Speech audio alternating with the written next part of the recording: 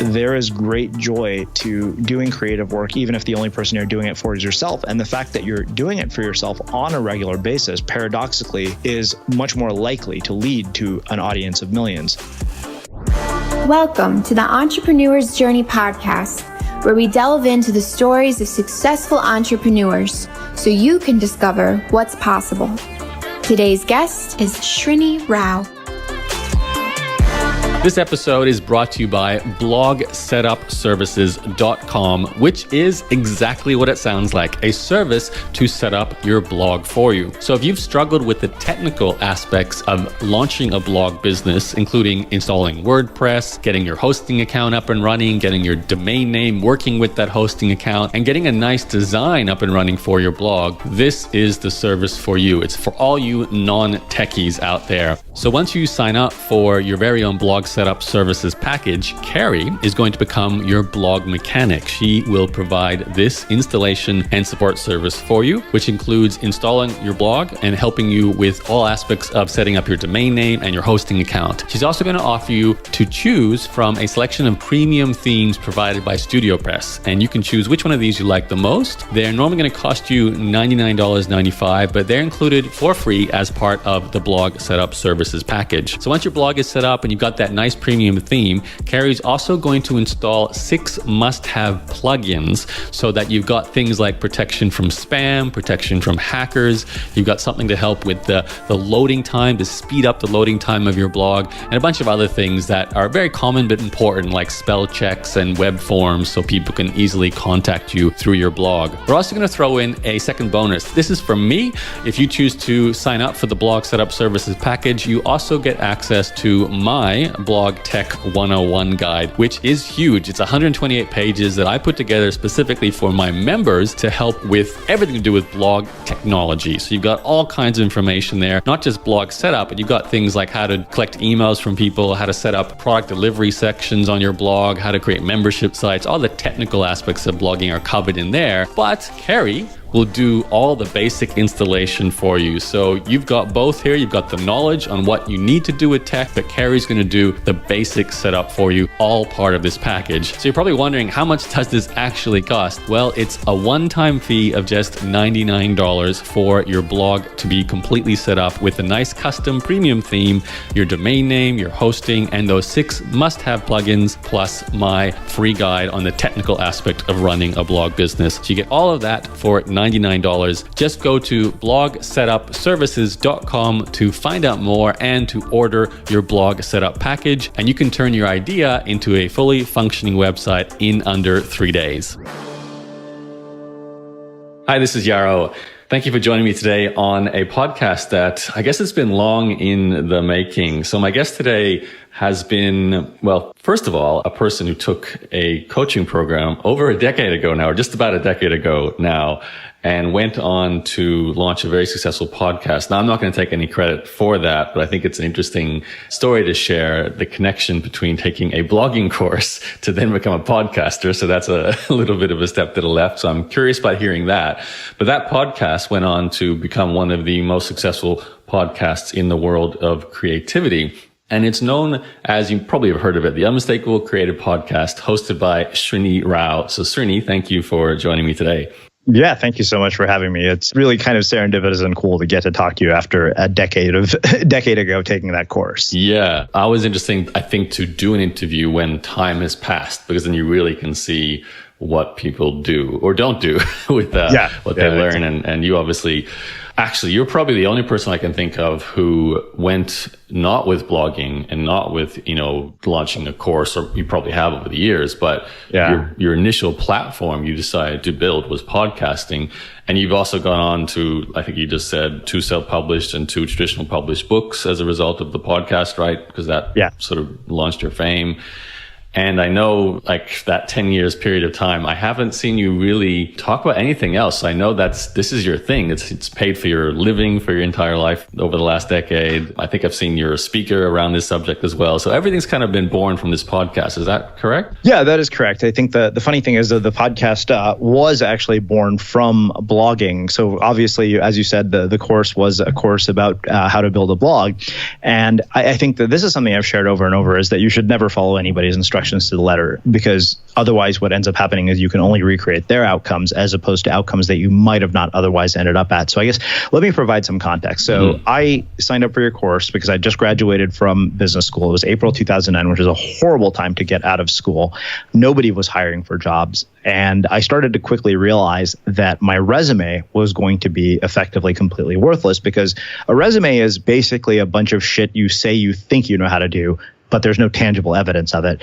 And I had worked as a social media intern at Intuit the summer before, and I was trying to find a job doing social media marketing, but I had no tangible evidence of my skills. And so I actually convinced my dad to lend me the $500 to take your course. And he didn't even give me the $500 all at once. I actually signed up for your course on a payment plan, which ended up being a blessing in disguise, because I remember, because of the fact that I was on a payment plan, the course was structured differently for people who are on the payment plan. I only got one lesson every week. And that ended up being, in all honesty, a blessing in disguise, because I never looked at the lesson and thought, okay, I can't do this or I don't have time, because I had a whole week to complete each lesson. And none of the lessons really took more than an hour a day. And I remember thinking to myself, okay, so the difference between people who get a result and people who don't is this being one of them, taking action on the thing that they're supposed to take action on. And I've seen this pattern over and over again, even in the people who were exposed to my work. So I started the course. I started building a personal development blog called The School of Life. And I was writing every day. I was writing 2 or 3 times a week. This is back when commenting on blogs was a way to get to know other bloggers. So I was doing that. I was writing guest posts. I made a lot of mistakes along the way, though. I did a lot of things wrong, many of which I regret now, one of which, the big one being, I did not focus on building my email list, because I never realized just how powerful of an asset that was until a couple of years later, when many years later, where I started to see that, okay, if I'm ever going to do a book, this is going to be a big driver of book sales or anything else that I want to sell, particularly. But what happened was, if I remember correctly, there were maybe 26 lessons in the course, and one of those lessons was to interview somebody as a way to get traffic to the blog. And so I actually interviewed another one of your students, a guy named Josh Hannagarney, who had a blog called The World's Strongest Librarian. I remember putting a post in the Blog Mastermind forum, and I said, hey, I'm on lesson number 13. I'm wondering if there's somebody that I can interview. And this guy, Josh, replied back. And Josh had a really interesting story. He was a kettlebell weightlifter who also happened to be a librarian who had Tourette's syndrome. Oh, wow. And okay. Didn't know this. He actually ended up, Seth Godin discovered his blog 2 or 3 months after he started. And Seth, I think there's a book here. Funny enough, when I walked into my literary agent's office for the first time, almost 7 or 8 years later, the first book I saw on her shelf was Josh's book. And I said, this is really weird. And sir, never believe this, but wow. Josh was the first person that I ever interviewed. And Josh, from that point forward, referred me to another woman named Kelly Deals. And so Josh said something to me in that first interview. He said, don't underestimate what this is going to do for you. I don't know why he said it. I don't know that I possessed any particular talent in that moment for interviewing, but rather than just do one interview and do that lesson as a way to get traffic to your blog, I actually started a weekly interview series called Interviews with Up and Coming Bloggers. So every week I would interview a blogger. I would post it with an MP3. It wasn't the sophistication of a podcast or anything. I literally just uploaded an MP3 file to my WordPress blog, wrote some bullet points, and sent it to people. And I started getting feedback. So Josh referred me to one girl. She referred me to another. And I think probably by about maybe 13 or 14 interviews in, this was sometime in either December of 2009 or January of 2010, I had emailed this guy, Sid Zavara, who had been one of the people that I interviewed. And I said, hey, I have decided to start a multi-author blog with other new bloggers because we think that by combining forces, we could actually build a much bigger property. And Sid replied back saying that it was a terrible idea and that he didn't have time to contribute, but instead he sent me this lengthy email, which is actually in my first book, about why he thought that I should, instead of doing that, start a podcast and take the interviews and spin it out into a separate site, because he said your personal development writing is great, but I think what sets you apart is your interviews. So that ended up becoming a podcast for bloggers called Blogcast FM. Oh, yes. And you were a guest on the show as well. And then I think probably around 300 interviews. And keep in mind, at this time, nobody was doing podcasts. Everybody basically said that podcasts were dead, which is hilarious considering the world we live in now and the fact that podcasts are pretty much all the rage. I knew that we have arrived at a very strange moment in popular culture with podcasts. When I was playing a video game the other day, I'm a weirdo who plays sports video games, but I don't watch sports and I could care less about sports. Okay. So I play NBA basketball, and we were playing NBA 2K18.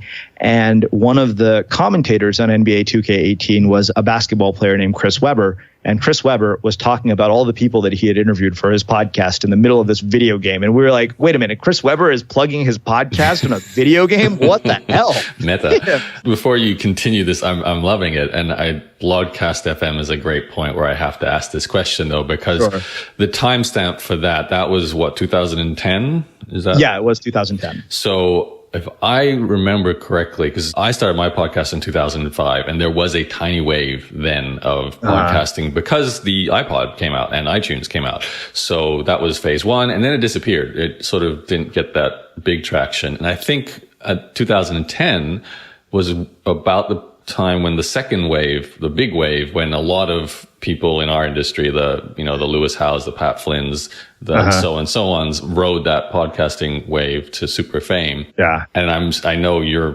Blogcast FM was kind of just hitting that too. But before we talk about that, I just have to ask one question. Sure. Before all of this, before you took my course, you were in university. And even before that, was there anything entrepreneurial in your life? Like, was this, all this blogging and podcasting, was that the first time you attempted to become an entrepreneur? No.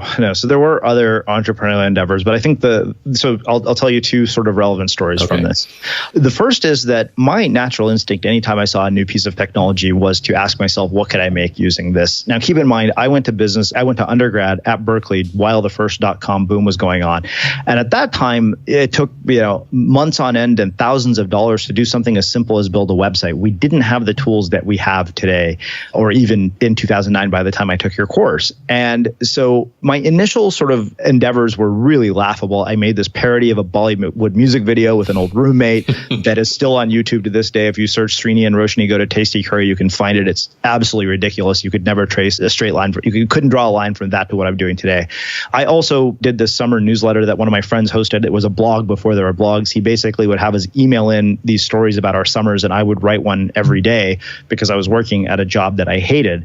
So one thing that is relevant here is I didn't talk about this until 2013, but I've been fired from almost every real job I ever had, which was a sign that perhaps maybe me and a real job are not meant to be.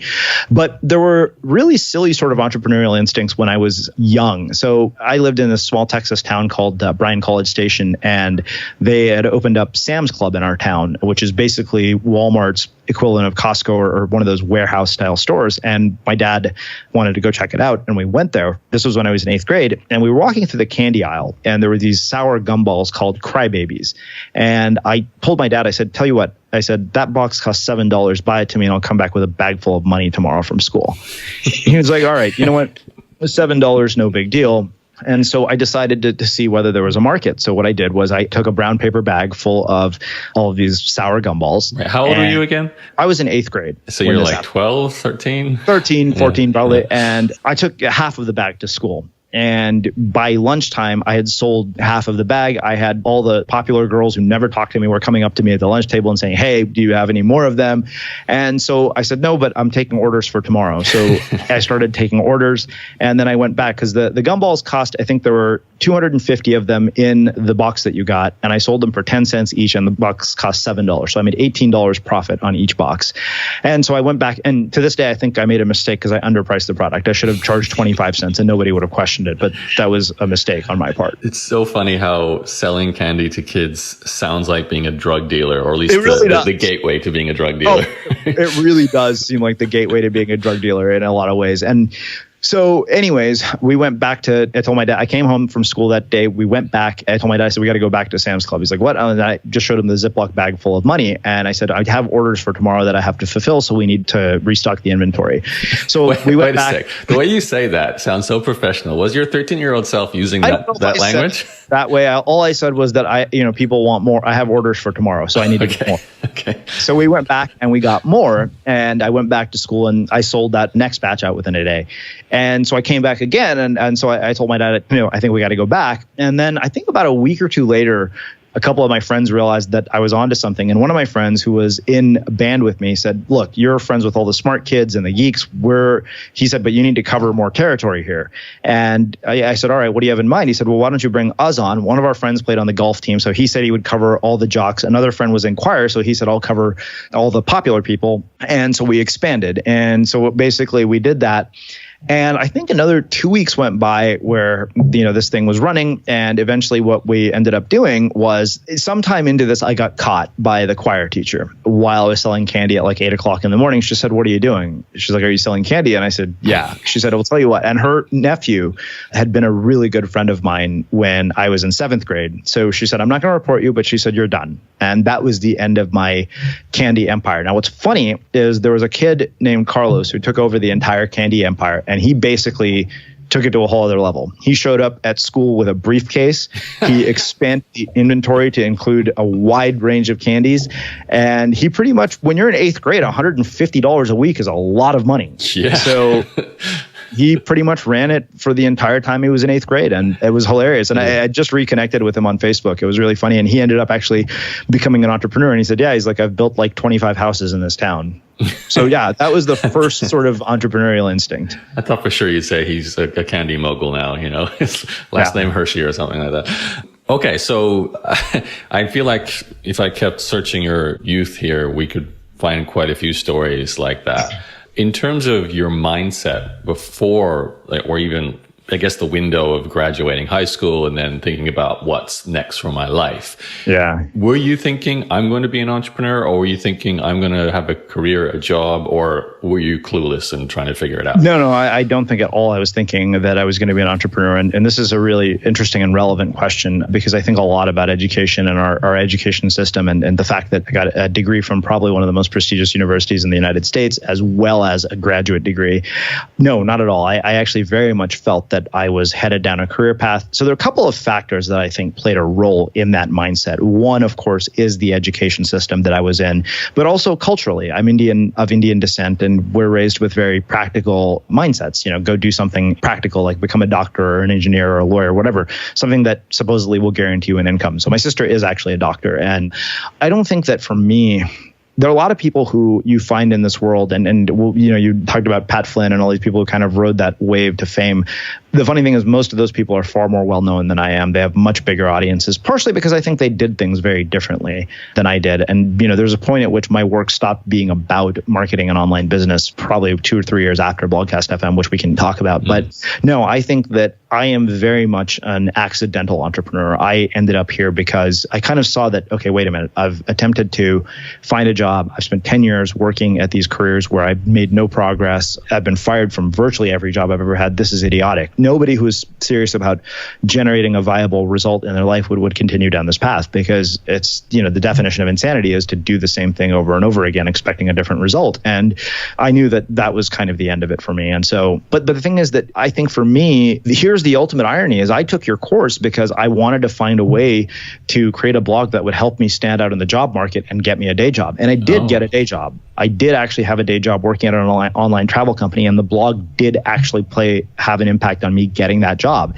And not only that, my main duty at that job was to build a blog for a brand that they were going to. It's a full circle. So yeah, it did actually kind of lead to its intended outcome in that sense. But I didn't realize just how far the ship would sail off course, because that job came to an end within a year. That's the last time I ever had a real job where I had to go to an office and be somewhere. And that job was only 3 days a week. Is probably why it worked out so well. But yeah, so that I think is kind of to answer your question in a very long-winded way. Right. Okay. So it sounds like raised as a good Indian boy, thinking I'm going to get a career job, whatever, engineer, doctor, lawyer, something. Yeah. Goes through the education system, obviously had a few entrepreneurial endeavors, selling candy being one of them along the way.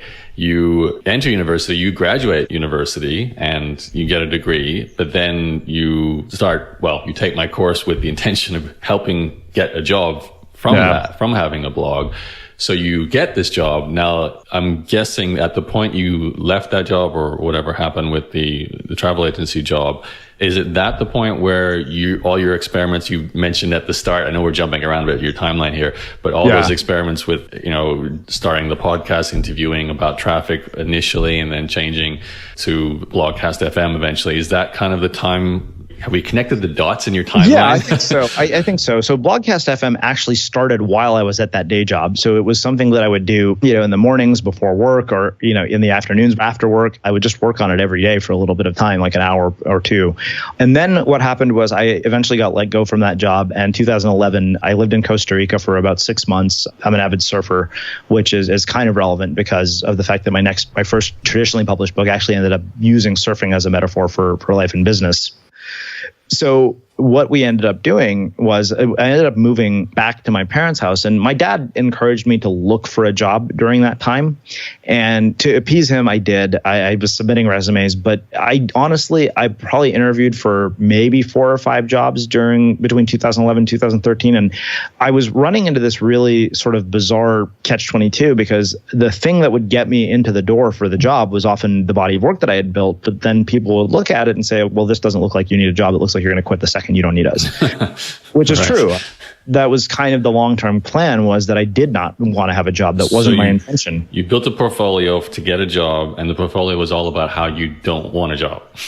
I think so. I mean, the portfolio indicated that very long-term that I would leave. And at a certain point, it became very hard to hide that fact that, yes, this is not my long-term plan. It's a stepping stone to getting where I want to go. And that's because all your podcasts and all your blog posts talked about freedom, creativity, do your own thing. To some degree. I mean, I'm sure there were probably things in my blog posts that indicated that this guy would be a bad hire, not because of his work ethic, but because where he's headed long term is not aligned with where we want to take this. And I remember the very last job interview I had, this guy said, it seems like you're going to leave, and I said, you know what, in all honesty, you're right, and I'm not sure there's any point to continuing this. Nice. It's a good scene for a movie. Yeah. Okay. I feel like if I went back to a job interview now, I remember one job interview very distinctly, and I never forgot it. And I even wrote about it in my second book, where when I asked about the culture, this old guy says, he said, when we say 8 o'clock, we mean 8 o'clock, not 8:15. And I'm thinking to myself, this place sounds like it would be hell. And I really wish that I had the audacity to say, you know what, like, I was sitting in a room with like 5 executives from this company, and I wanted to tell this guy, I really, looking back, I wish I had done this. I said, you know what, Chuck, I think I would fucking hate working with you. So it's been nice meeting all of you. I hope you guys, good luck with your hire.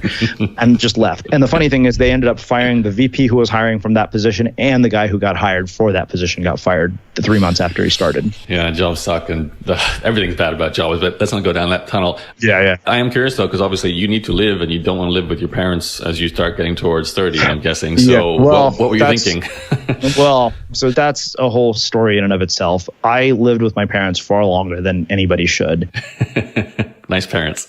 Yeah, they really were. I have to give them credit for tolerating that. I was there from almost 2011 till like 2017, on and off. I had periods where I left, but not for long. It was incredibly disheartening. It was frustrating. I wasn't making enough money to get out of there, and that was really stressful. And I think that it's easy to sort of look at people's parade of accomplishments that they showcase on Facebook and assume that that's their whole life based on a window. But I think that what eventually started to happen was I started to take it much more seriously, and I realized if I wanted to make a living from this, I was going to have a very different work ethic, one that was driven by consistency and schedules and habits, and really getting serious about it. And that was in 2013. A lot of things happened that kind of came together in a way, and that was when we rebranded as Unmistakable Creative. That was when the self-published book became a Wall Street Journal bestseller.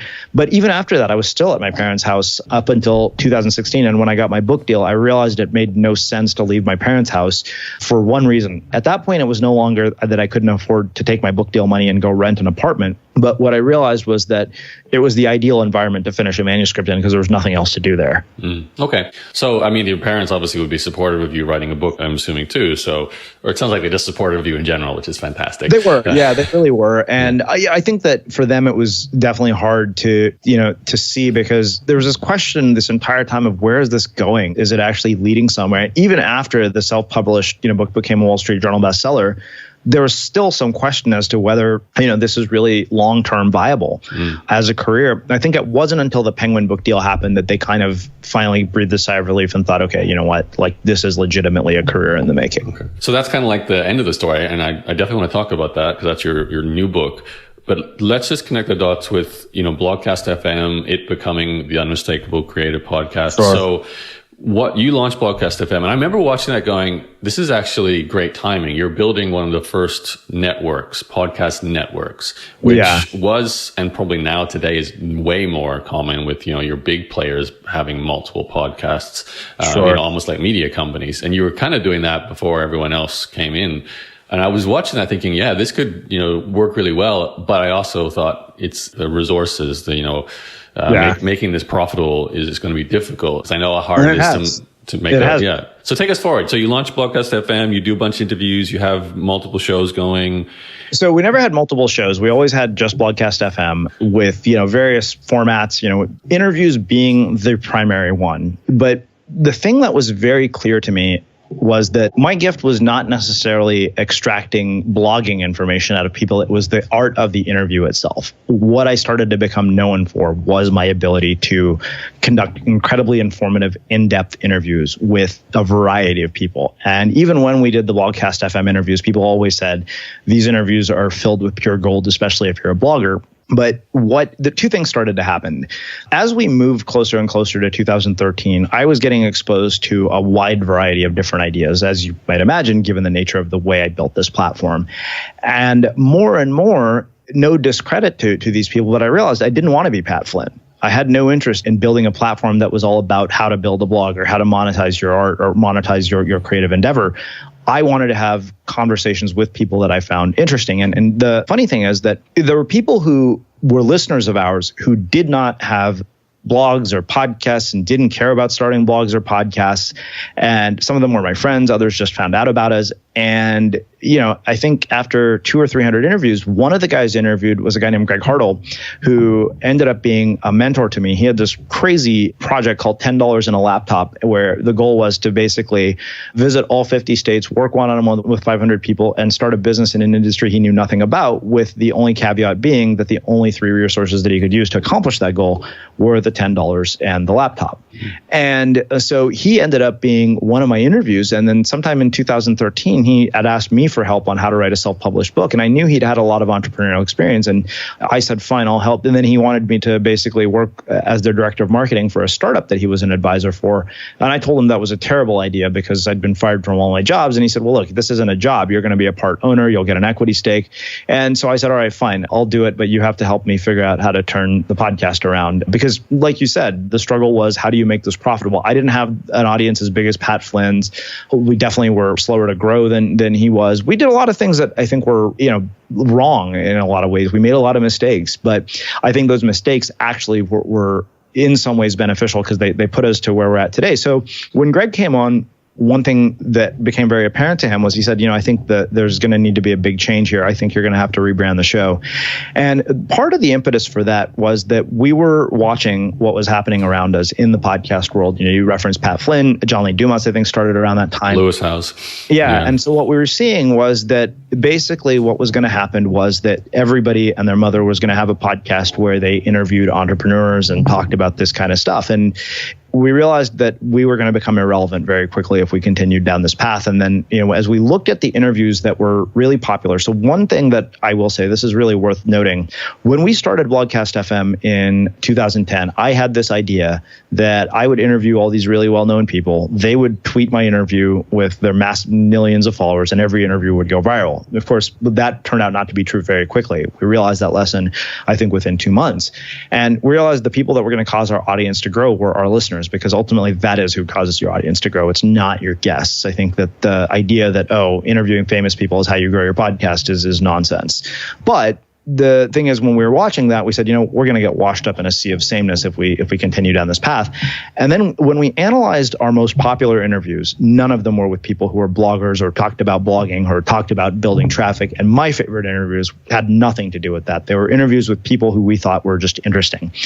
And so as a result, we did a pretty massive rebrand after the self-published book. We became the Unmistakable Creative, which it was a shift from being a conversation about blogging and traffic and tactics context to being conversations with interesting people about how to live a meaningful life and express your creativity in different ways. So one of our listeners said, if you combine TED Talks and Oprah, you would have Unmistakable Creative.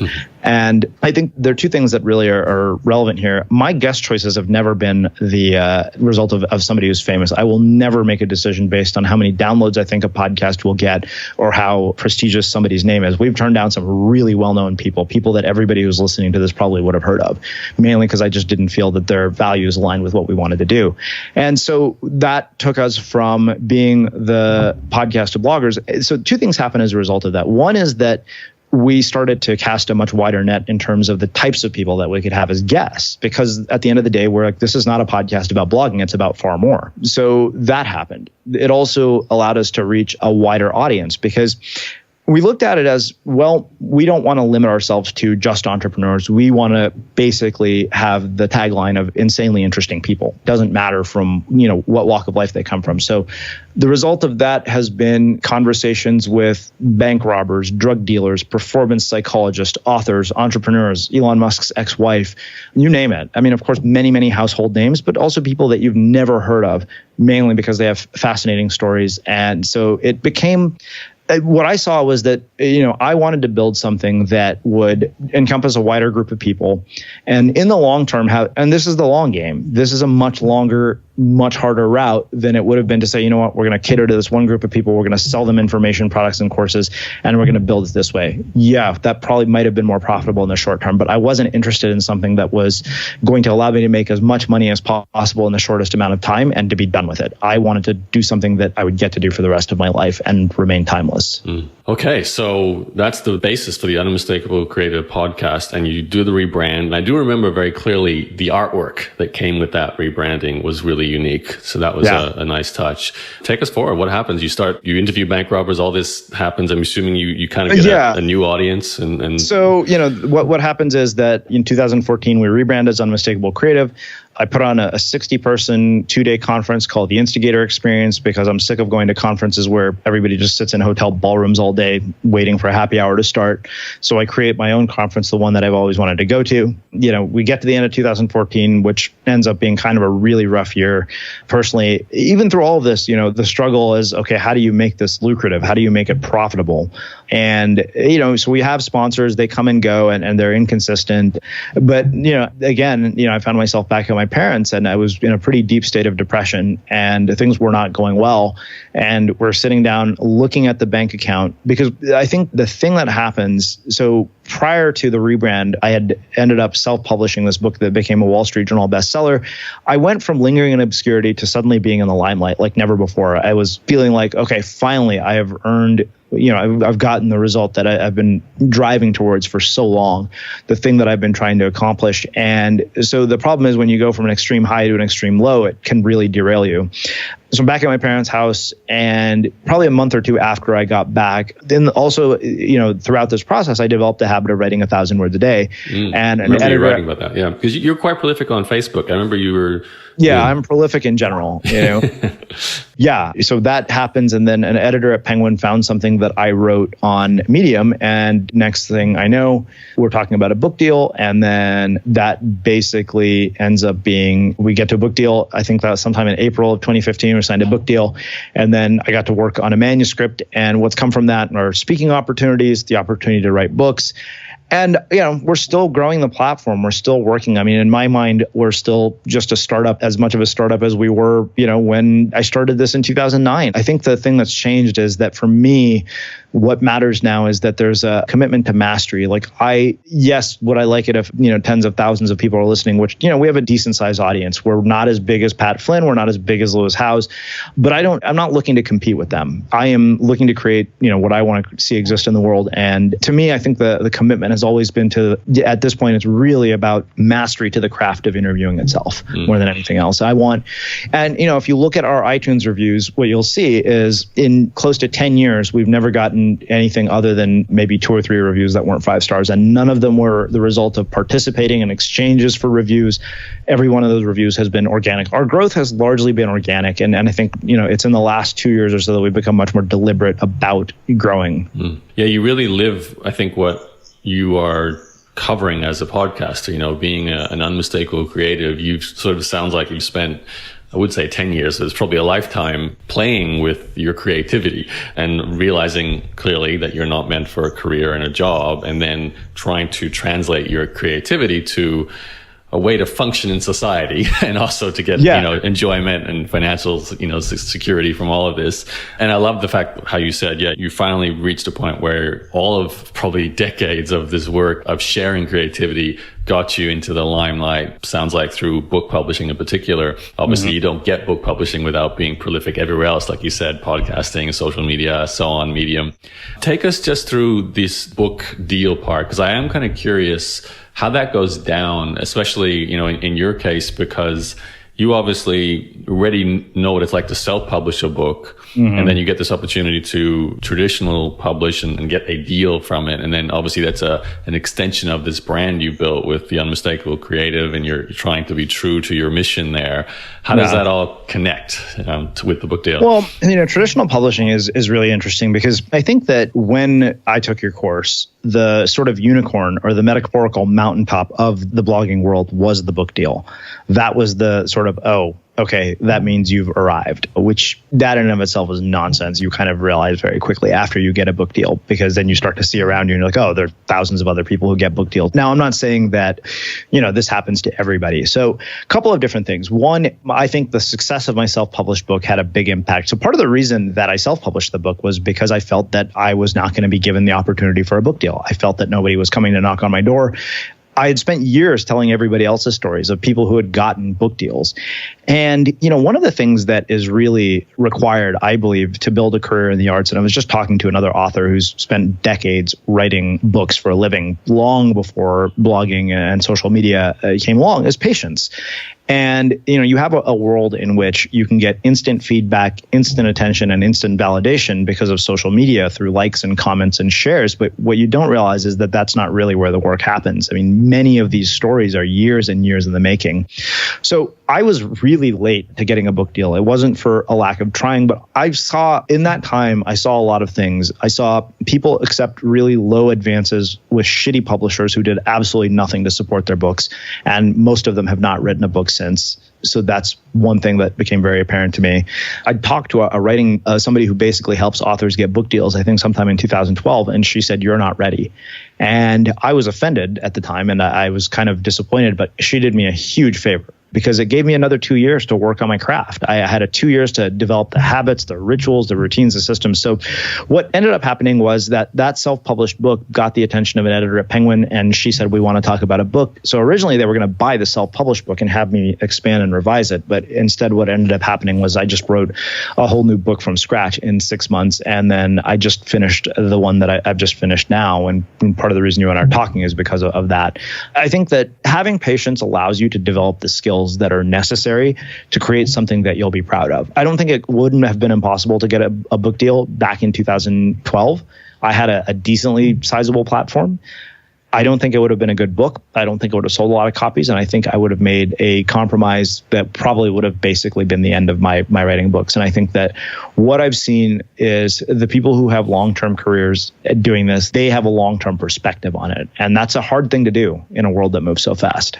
Tell us about this new book then. Yeah. So the new book is called An Audience of One, Reclaiming Creativity for Its Own Sake. So this really flies in the face of a lot of conventional wisdom. And it's interesting because you and I are talking, and a lot of your work and even your course was about teaching us how to build an audience for something that we've created. Now, I'm not saying there's anything wrong with building an audience, especially as somebody who has done it. So it's a strange place to be making the argument from. But one of the things that has become very apparent to me, and I've witnessed this over 700 plus interviews with virtually every creator you could possibly think of from all walks of life, is that the sort of wildly successful, the ones that have become pretty much icons in popular culture, creative projects from the internet, ranging from Humans of New York to Brain Pickings to Post Secret, which was created by Frank Warren. What's interesting is none of these people started out with the intention of, hey, I'm going to monetize this thing. I'm going to build an audience around this. They had a desire to express their creativity in some way, and so they just did it. And the interesting thing, of course, is that they're all wildly successful. And if you ask many of them about this, they'll say that the external rewards the fulfillment that comes from external rewards is not lasting. It really doesn't last very long. You get a book deal, you're on cloud nine for 2 weeks, and then life goes back to normal. And so the argument that really I wanted to establish in an audience of one was that there is great joy to doing creative work, even if the only person you're doing it for is yourself. And the fact that you're doing it for yourself on a regular basis, paradoxically, is much more likely to lead to an audience of millions because of the fact that you are committing to your craft. You're putting in the work that's necessary. But it's not just a sort of inspirational book about art. It's also very practical. We've put in a lot of exercises. We've used principles from behavioral and social science to teach people how to develop the habits that are necessary to sustain an ongoing, lifelong creative practice. The way you describe that idea of focusing on your own creativity for your own sake, and therefore giving yourself a better chance to build a large audience, kind of reminds me of, hope you're not offended, but copywriting advice where they say to write to the one person and then you actually do a better job of writing to many because everyone wants to hear, the message to them. It is interesting how that seems to play out all the time. It's like when you're doing something for a purpose that's not just I want to reach a lot of people or I want to make a lot of money, but if it's I want to do this for the sake of doing it, generally it gives you a better chance to reach a lot of people and make a lot of money as a byproduct of that. It's the ultimate paradox, right? Yeah. It's really ironic, but throughout history that has proven to be true. For people from Daft Punk to Oprah Winfrey. Yeah. What would you say to people who, again, we'll call this one of our wrap-up questions here, Srini, people who love that message and they're like, I love that. My challenge is I'm not entirely sure what that creativity is yet. Yeah. I haven't got that juice flowing. What do you say to them? Well, I think that this is something that I was really fortunate to discover, and then you find social science to back up my experience. So it turns out that we have this narrative about passion that's completely backwards. Cal Newport wrote an amazing book about this called So Good They Can't Ignore You. And we really put the cart before the horse when it comes to passion. So for people who are feeling that, the thing that I always say is explore, experiment. Because here's the thing. I couldn't have told you that, hey, I was passionate about conducting interviews. In a million years, I would have never guessed that.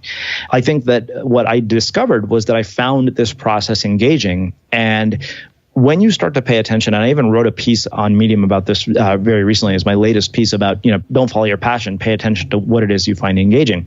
And when I looked back at my life, something became very clear to me. I was most engaged in whatever I was doing anytime I was using technology to express my creativity in some form, whether that was making a slideshow for the Indian Student Club at Berkeley and setting it to music, or uploading stupid videos to YouTube, or writing newsletters to my friends about my ridiculous drunken antics in San Francisco. All those things were incredibly engaging, and somehow they all kind of connected into this thing. And you can find that even in the midst of a day job. There are probably aspects of something that you do every day that make it feel like time is flying. And then there are aspects of what you do every day where it makes it feel like time can't go fast enough. And you really do have to think about both of those things in this process. What happens, and this is, I'm going way back in time for myself here. I remember I used to live in a share house, and I had a housemate who was a very creative individual. But I noticed most of his creativity was around, well, this wasn't his creativity, I guess, but it was an aspect of it. He consumed more than he created, right? Yep. And that, to me, I always thought it's great that you have all these passions for shows that you watch, but how is this ever going to lead to something that, impacts other human beings if you're just consuming the creative work of others and not creating work for the world? Yeah. That's a tough place to kind of, I think, for a lot of people to breach, that idea that I'm engaged, but I'm engaged with other people's work and playing with things that aren't external to me. Do you think it's a case of actually just realizing, ultimately, if you do want to have an impact on the planet or really find meaning with what you're doing, there has to be a switch from consuming to creating? Would you say that's fair to say? Or I think that is fair to say, and I think it's an appropriate conversation for the world that we live in today because of the fact that we are drowning in a sea of information that we can consume. That inevitably puts us in this position. And I think really more than anything, it's a balancing act because you do have to consume great work to create great work. It's inevitable that you are the byproduct of the things that you consume. We're all influenced by other people. I always have felt that people who try to write without reading, in my mind, is a bit like trying to cook without any ingredients. I think that you have to prime your brain brain in some way. It's just that for many people, the balance is out of whack. They do far more consuming than they do creating. And as a result, their creativity suffers. I think it's about deliberate consumption choices as well as minimizing your consumption. If you're deliberate about your consumption, inevitably it will become minimized. Good advice. It sounds like if anyone is listening to this, they're obviously loving this topic of creativity and they'll love what you're talking about in your new book. So can you direct us to everything Srini so we know where to find all of this? Yeah, absolutely. So the book is available on Amazon and pretty much anywhere else that sells books. We have a bunch of cool pre-order bonuses that we've put together, which you can find at unmistakablecreative.com/audience. And if you're interested in the podcast, it's available on iTunes. It's just Unmistakable Creative, and it's a rabbit hole that runs deep with all sorts of weird and interesting people. I will definitely link to all of those resources so you guys can find it at the show notes with this episode. Srini, it was quite a journey. I feel like we're still catching maybe only, partway through though. There's a lot to come still because it feels like you're now stepping into your zone of genius in some ways that will include very much a light shining on you and you don't know where that's going to go next necessarily, right? No, not at all. And I think that's a really appropriate way to describe it. I think we've still got a long way to go. Okay, well, we'll do a part 2 podcast in another decade, and then we'll find out what the outcome was, okay? Sounds like a plan. Hopefully I'm still doing podcasts in 10 years as well. So awesome. Well, I'm glad to have played, I feel like a point. I don't know if it was like a major point, but it was certainly felt like it was a turning point, I guess, in the way you had directed your life so far. So I really am, grateful for that. And, just keep up the good work. I think is actually quite brave to do something where your financial security isn't guaranteed. And that's something that, and you put creativity before money, which in our society, it's a difficult thing to do. So I think you're brave on many levels to do that. But I obviously wish you great financial rewards for your work too, because I think that is something everyone who's creative, especially who focuses on putting out the creativity, should be rewarded with. So yeah, keep up the good work. Thank you. I appreciate that. Any other final words before we hit the stop button on this one? No, you can find me at Unmistakable Creative and feel free to, either tweet me at Unmistakable CEO or shoot me an email, and I'm happy to answer any questions people have. Awesome. Thank you. Yeah. Hey, this is Yarrow again. Thank you for listening to this episode of the Entrepreneur's Journey podcast. Recently, I published a blog post and a podcast explaining how I haven't handled my own email in over 12 years. Now, after I released that content, I've had people come up to me going, "What do you mean? How have you not handled your email? What is that? How do you do that?" Now, I've been a person who very early on realized that email is a huge time suck. Like you probably are now, I used to deal with all my email myself. I think most people on the planet still do that. Their email inbox is something they see as their own. They have to deal with it. I learned that inbox, my email inbox, is the biggest productivity killer, time suck. Not to mention it goes completely against my goal for the laptop lifestyle. If I want the freedom to travel, to run my business anywhere, I can't be checking my email 4 or 5, 6 times a day, worrying about, customer complaints or new jobs coming in. And that's what I used to do until about 12 years ago, I hired my first ever inbox manager. And that was a person who became absolutely vital to not just my business, but my life. It significantly reduced my stress. Because I think like most people, you're probably getting up early in the morning and handling your email then and possibly spending 1 or 2 or even 3 hours. Your entire morning can be wiped out just replying to messages. It doesn't move your life forward. It doesn't move your business forward. It's kind of like busy work. Or maybe you're coming home at night to the big pile of emails and you've got potential customer queries, you've got clients who are asking for things. These are important messages, and you end up losing your entire evening when you'd rather be relaxing, spending time with friends or family, or even watching Netflix, whatever it is you want to do. But you've got this big pile of email that is not going to get smaller unless you go and deal with it. The next day there'll be more emails coming in, and the next day there's more emails coming in. So for me, I made sure that once I got rid of it, I never had to deal with it again. So I've had either 1 or 2 or even 3 people handling my inbox, specialists, for over 12 years now. And I'm very excited to announce, as a special new sponsor of this podcast, I'd like to introduce you to inboxdone.com, which is a brand new service essentially offering what I'm talking about here, a dedicated email inbox manager that can become part of your team and really take over what